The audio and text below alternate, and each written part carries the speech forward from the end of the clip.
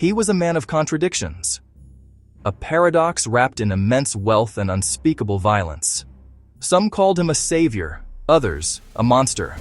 But to the world, he was known by one name: Pablo Escobar. For a time, he was the most powerful drug lord in history. His influence stretched across continents, from the coca fields of the Andes to the sun-drenched streets of Miami. He commanded an army. He controlled a nation's economy. He challenged the very foundations of a government. His story is not just a tale of crime.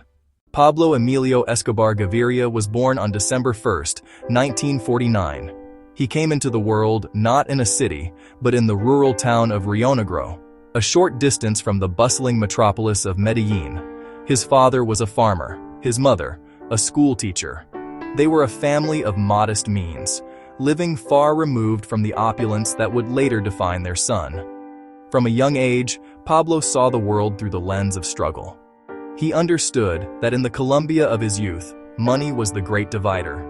It separated the powerful from the powerless, the respected from the ignored. As a teenager, his family moved to the Envigado suburb of Medellín. It was here that his criminal inclinations began to surface. He was not content with the path laid before him. He craved more. His early ventures were small, almost petty. He was said to have stolen and resold tombstones, contraband cigarettes, fake lottery tickets, stealing cars. They were the experiments of a young man testing the boundaries of the law, learning how to profit from its weaknesses. The 1970s changed everything. The demand for cocaine in the United States exploded. It became the drug of choice for the wealthy and the fashionable. For Colombian traffickers, this was a golden opportunity. The initial trade was disorganized, run by small-time operators. Pablo Escobar saw the potential for something much bigger. He did not want to be a mere smuggler. He wanted to control the entire supply chain, from the coca leaf in Peru and Bolivia to the final sale on the streets of America. He began to consolidate power, forging alliances. The Ochoa brothers, Carlos later. This alliance became known as the Medellín Cartel. It was less a rigid organization and more a powerful, sprawling consortium. Escobar was its undisputed leader. He revolutionized the smuggling business, a fleet of small airplanes and even submarines. Pilots were paid fortunes, landing on clandestine airstrips in the Florida swamps. By the mid-1980s, Pablo Escobar was one of the wealthiest men on the planet. Forbes magazine listed his personal fortune at over $3 billion, though the true figure was likely much higher. The sheer volume of cash was a logistical problem.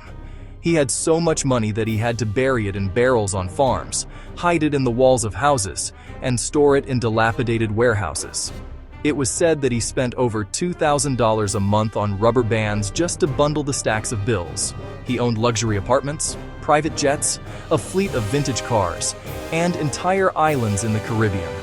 His most famous possession was the Hacienda Nápoles, a sprawling 7,000-acre estate. It was a monument to his ego and his wealth. A private airport, a bull ring, classic automobiles, a private zoo with exotic animals, including hippos, giraffes, elephants. A replica of the airplane that carried his first shipment of cocaine was mounted above the estate's entrance gate. It was a playground for a king. But Escobar cultivated another image entirely.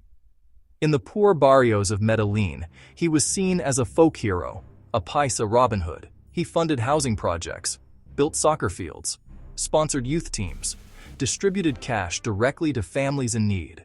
Escobar's venture into politics brought him into direct conflict with the Colombian establishment. The Minister of Justice, Rodrigo Lara Bonilla, publicly denounced him, exposing the criminal origins of his wealth. This marked the beginning of a war. Escobar's response was swift and brutal. In 1984, Lara Bonilla was assassinated by gunmen on a motorcycle in Bogotá. The government declared war on the cartel, and Escobar declared war on the state. His motto became infamous: plata o plomo, silver or lead, take a bribe or take a bullet. The violence escalated to unimaginable levels. Car bombs became his signature weapon, detonated in shopping centers, outside government buildings, and on busy streets, killing hundreds of innocent civilians. In 1989, he ordered the bombing of Avianca Flight 203. All 107 people on the plane were killed. This act of mass murder turned public opinion, even among some of his supporters, firmly against him. The cartel created Los Extraditables. Their primary goal was to fight the government's policy of extraditing drug traffickers to the United States. The sheer scale of Escobar's violence finally provoked a decisive response. The Colombian government created a special elite police unit with extensive support from the United States. It was called the Search Block. Its sole mission: hunt down and capture or kill Pablo Escobar. The hunt was relentless. The United States provided intelligence, surveillance technology, training. They helped track his financial networks. They intercepted his communications. The net that had once seemed so wide began to tighten around him. A vigilante group known as Los Pepes emerged. People persecuted by Pablo Escobar, the name explained. It was a loose alliance. Rival traffickers, right-wing paramilitaries, individuals whose families had been killed by Escobar's organization. Funded by his enemies and allegedly aided by factions within the government, Los Pepes waged a parallel war. They systematically dismantled his support network. He was forced into hiding, living in middle-class homes, isolated, paranoid, and on the run. In 1991, Escobar surrendered. He negotiated to avoid extradition, housed in a prison of his own design, a luxurious compound overlooking Medellín, a soccer field, a bar, a jacuzzi. He named it La Catedral. From inside, he continued to run his cocaine empire. Evidence emerged. The government decided to move him. Before they could, he walked out the back gate and vanished. After his escape from La Catedral, July 1992, Pablo Escobar was the most wanted man in the world. The final hunt was intense, blanketed Medellín. Los Pepes continued their bloody campaign, destroying what was left of his organization. He was cut off from his immense fortune, unable to trust anyone. His vast empire had crumbled. On December 2, 1993, one day after his 44th birthday, Escobar made a fatal mistake. He was desperate to speak with his family. He made a series of phone calls to his son, Juan Pablo. He knew the risks. U.S. intelligence and the search block were using radio triangulation. He stayed on the line for too long, more than 5 minutes. It was just enough time to lock onto his signal. The search block team swarmed the middle-class house in the Los Olivos neighborhood of Medellín. A firefight erupted. Escobar and his lone bodyguard scrambled onto an adjoining rooftop, trying to escape across the tops of the houses. They exchanged gunfire. The bodyguard was hit first. Then a volley of bullets struck Escobar. He was hit in the leg. He was hit in the torso. And finally, a fatal shot through the ear. The king of cocaine fell dead on a tiled roof. Photos were broadcast around the world. Pablo Escobar's death left a power vacuum. The Medellín Cartel quickly disintegrated. Its rival, the Cali Cartel, stepped in to take over the majority of the cocaine trade. Their reign was short-lived. The drug trade did not die with Escobar. It simply transformed. Less centralized, more clandestine. A more corporate structure. Colombia's struggle was far from finished. The human cost, catastrophic. Over 4,000 people, including some 600 police officers, dozens of judges, and countless civilians. His legacy is a landscape of trauma.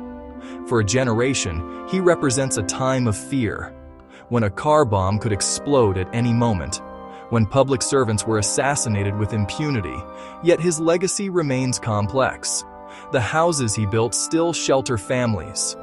The soccer fields he funded are still in use. For some, he is remembered not as a terrorist, but as the only powerful figure who ever paid attention to them. His former estate has been turned into a theme park. His story has become a global media phenomenon that often obscures the brutal reality of his actions. Colombia has changed profoundly. Medellín, Transformation, innovation, public transit, vibrant culture. The city has worked hard to move beyond the shadow of Escobar, but his ghost lingers. The life of Pablo Escobar forces us to confront difficult questions about power. How does a person acquire it? And what is its true cost? His was a power built not on consent, but on coercion, financed by an illegal drug that fueled addiction and misery abroad, sustained by a level of violence that tore his own country apart. He bought loyalty with money. He secured obedience with fear.